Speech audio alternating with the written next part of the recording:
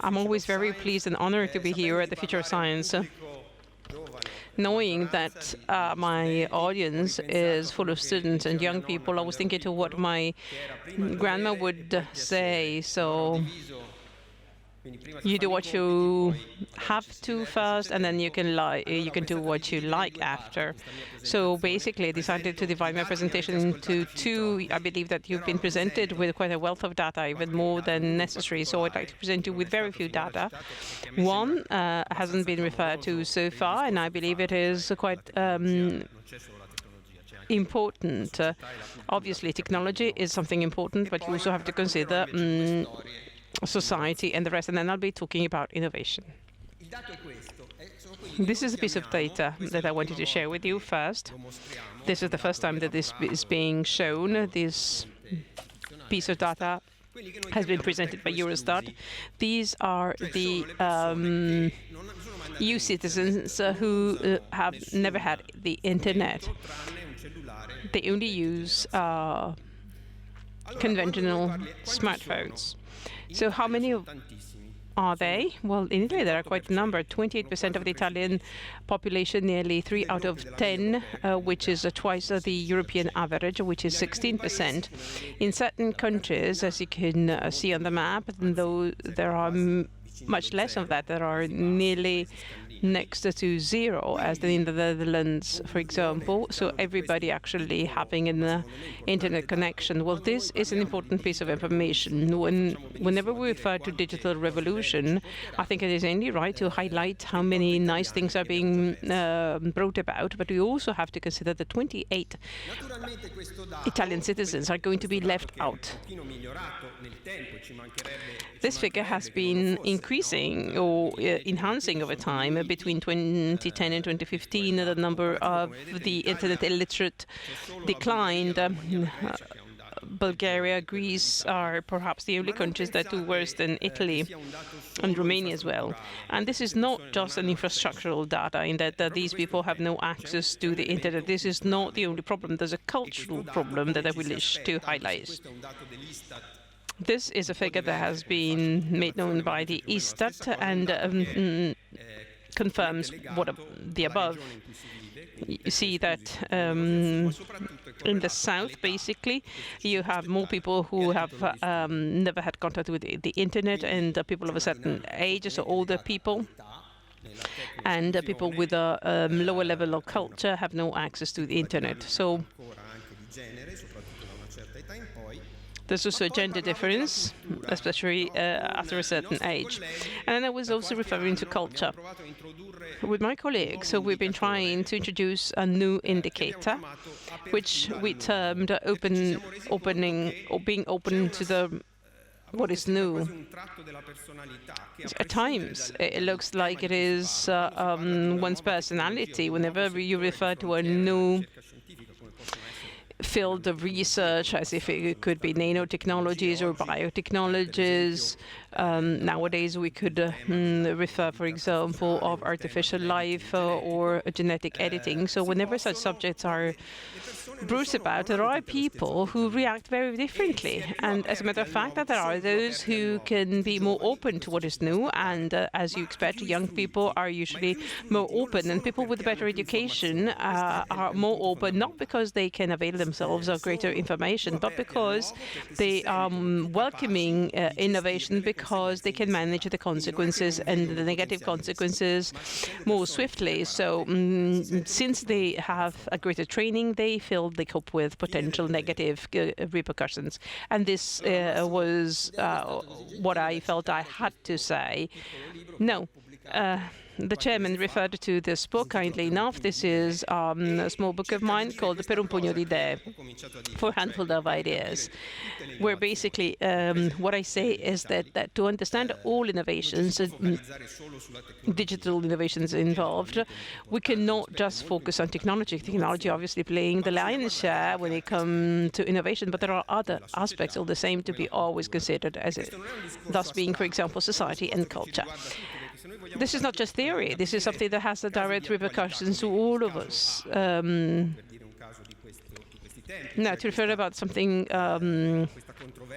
recent. There has been a controversy between EU institutions and Apple, as Apple has been blamed not to pay taxes as it should. So if we'd like to understand other current affair cases,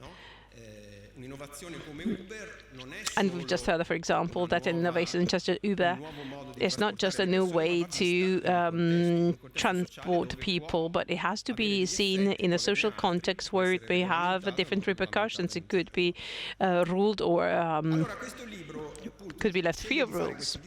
So in this book, there are little stories, anecdotes that are told. And these stories basically all aim at stating three main things. Innovation is a collective process.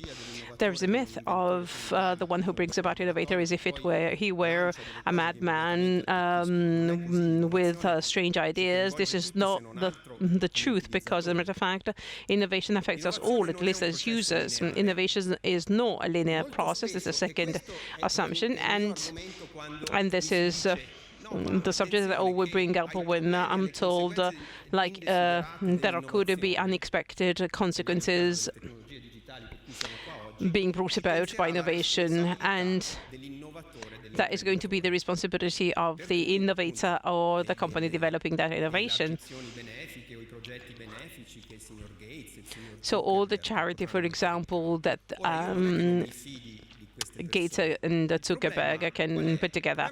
It's not that I don't trust these people, but the problem is that the innovator, and I'm going to tell you about a case, well, the innovator doesn't know what he or she has invited. Thomas Edison, perhaps one of the greatest inventors worldwide, when he invented the phonograph, which is prehistory, but in a way it is the predecessor of the disc player, he draws a list of things that it can be used for, and listening to music would be the last of his priorities. He thought that it could have been a way to for a manager to tell his assistants what to do. So again, innovation is a collective process, is a non-linear process, and that is very windy, and it includes lots of ups and downs, but it also is a process of technological change and social and cultural change as well. Now, I'd like to show you a couple of videos, but wait a minute before you start the videos, and those are going to be the examples I'm going to refer to. So why should we focus on technology so much? Why should we just focus on that? Well, experts refer to that as technological determinism.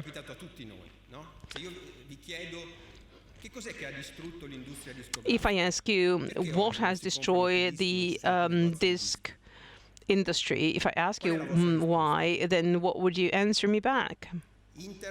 It is the internet, MP3. This would be the answer, wouldn't it? Well, if this is your answer, and is often the case, well, you are wrong. There's a very famous actor and director, a late actor and director, who refers to technology determinism.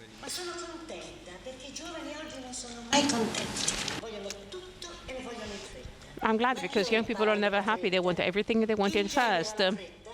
Everybody is always in a hurry. Everybody wants to have everything in the short term. The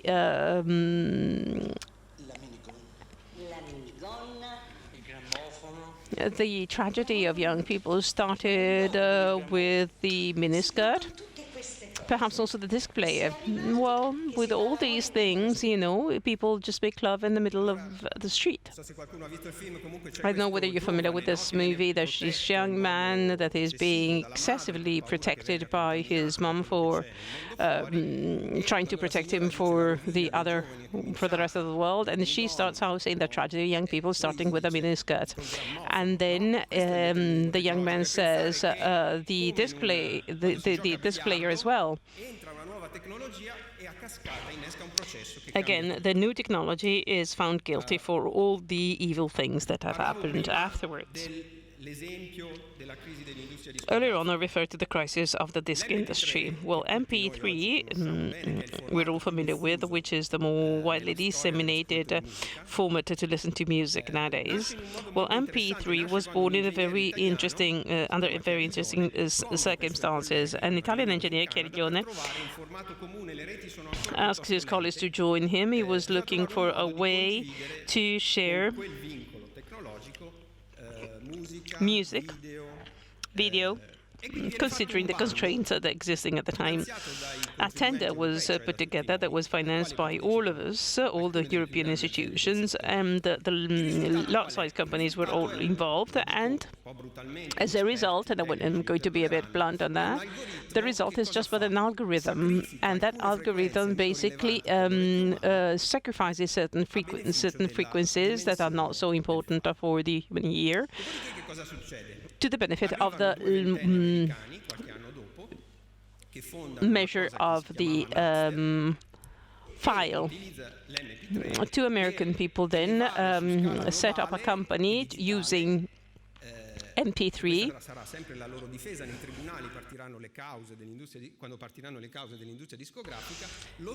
and that became and that's triggered a legal action. So basically, they used this MP3 to exchange music. They developed a peer-to-peer system.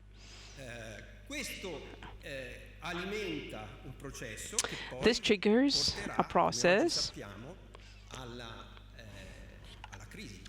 that led to the crisis of the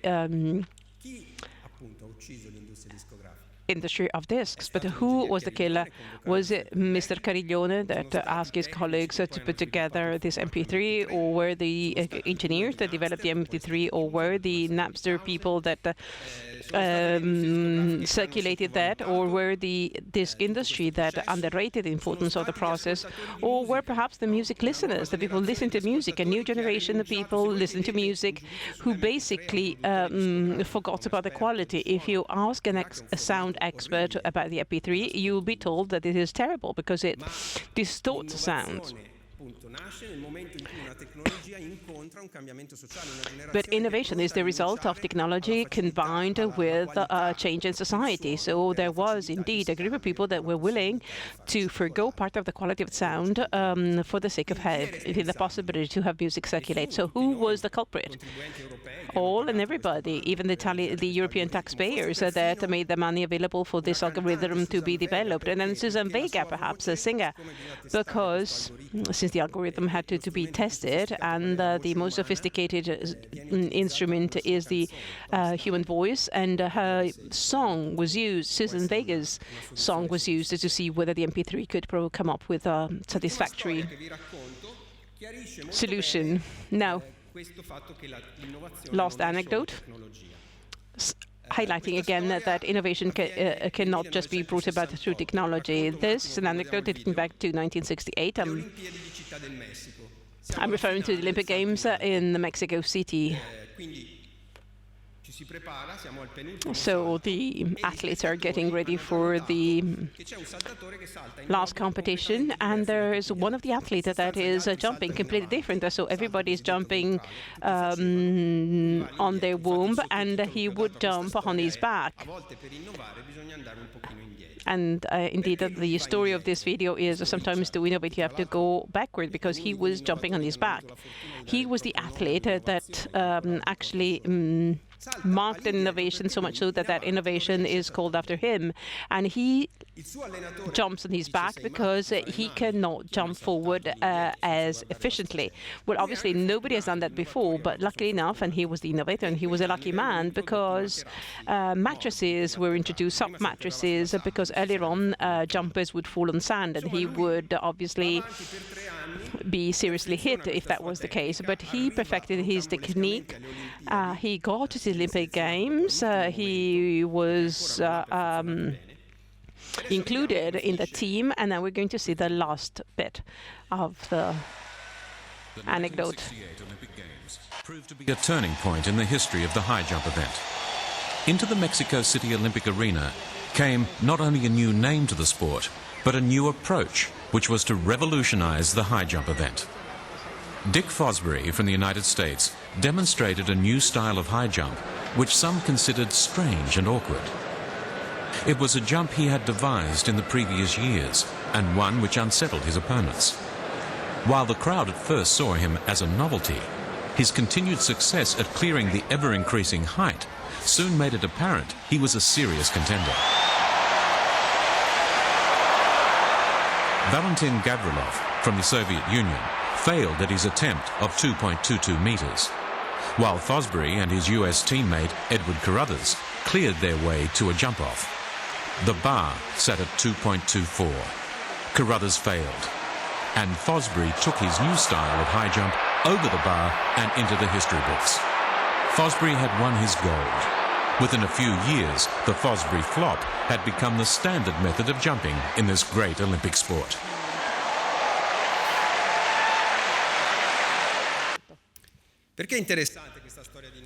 Why is this anecdote interesting? Well, we're talking about innovation, and sports obviously never introduced technology. They're just doing something differently compared to what has been the convention so far. There's another lesson to be learned. You might think that the day after Fosbury's won, everybody would jump his style. Obviously, he was given the gold medal. Well, this did not happen. In 1972, at the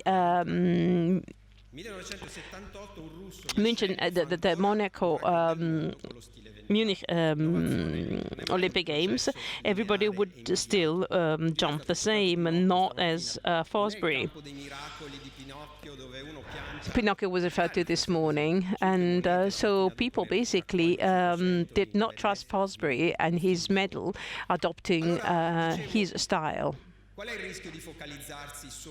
There's a risk if you just focus on technology. Perhaps we are too much focused on technology. Every revolution requires a discourse supporting it. The French Revolution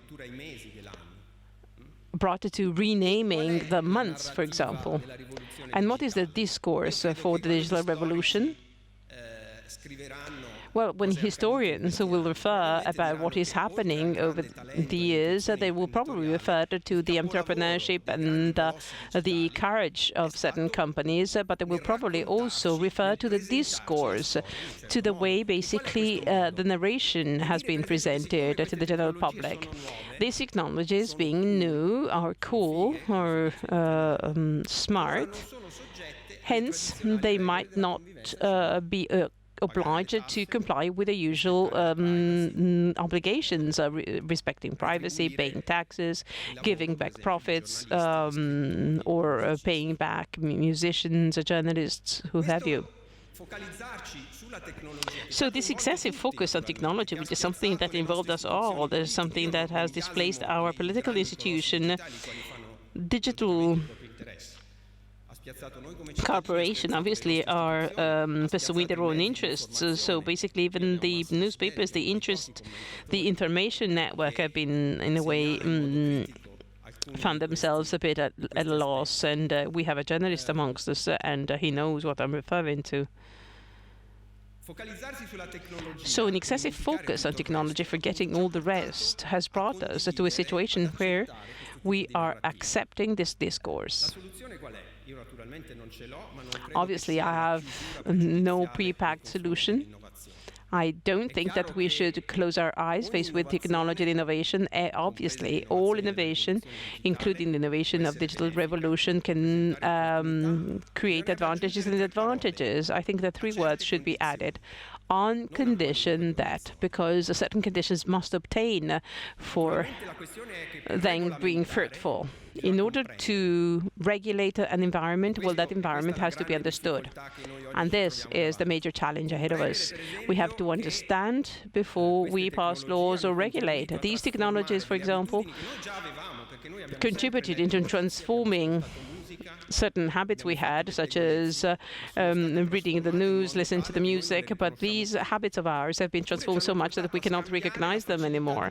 And We believe that since they are easy to use, that means that we can control them. Obviously, any kid could use a touch phone, but certainly no kid of 2 can actually know how a touch or a smartphone works or a touch phone works. So using something doesn't mean you understand the way it operates. But to regulate something, you have to understand. And with the fork, for example, we have a great innovation. It took 700 years for the fork to be widely disseminated. You might think it is incredible. You might think incredible that there was a time when the fork wasn't used. Francis Bacon was wondering about innovation in the 1600s and said the time is the greatest innovator. Well, when you have an innovation, you might never think that there was a time when that wasn't there with you. Sapete quanti anni sono trascorsi dalla prima vittima in un incidente automobilistico alla prima regolamentazione? How many years passed from the time the first car casualty was caused and the time when the first regulation on the car traffic was imposed? So there was a steam car, and a lady was the casualty of an accident. And negli Stati Uniti, per esempio, 1966. It took 1966 before we had the first piece of legislation passed in the US regulating the car industry. People were dying not because cars were traveling too far, but the car industry would resist the adoption of laws because they said that nobody is interested in safety and security. Everybody would be much more preoccupied with the cosmetic look of a car rather than with the safety. So it took the society 300 years to understand that people could die in the car and to legislate on that.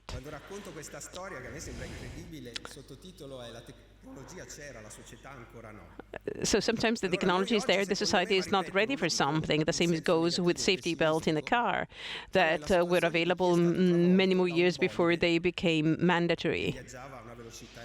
There was a driver driving at a very fast speed, and I hope that it won't take us 100 years to understand the culture that goes with innovation. I hope that we can have the culture that goes with the digital revolution before casualties are caused. Thank you.